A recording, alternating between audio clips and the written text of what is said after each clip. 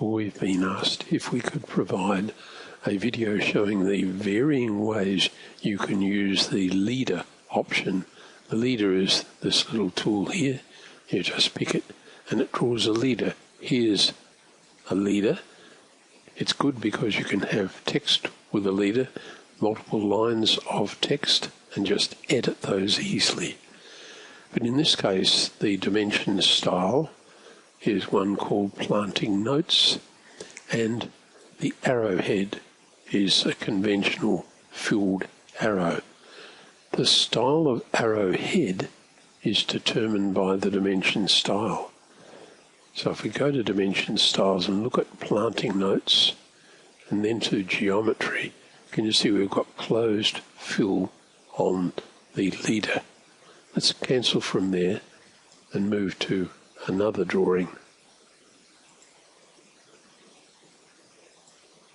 Again, this is an example from the US, but this time when I pick leader, it's just in a style called standard. So let's have a look at the dimension style standard and see how the arrowhead is defined. So it's dimensions, dimension style, list them, just called standard.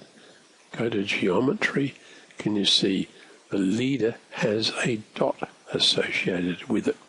So whenever we use the leader, it'll always have a dot at the end. So if I click it, I can move effectively the end of the leader. I can change the landing distance and move the position of it. Leaders are great because you can just move them around easily. Let's have a look at another example. Here's another example where a similar sort of leader is used. It's in a style called label images. But if we go back to the model, notice here that the leader has a filled arrowhead on it. So this leader is a style called standard.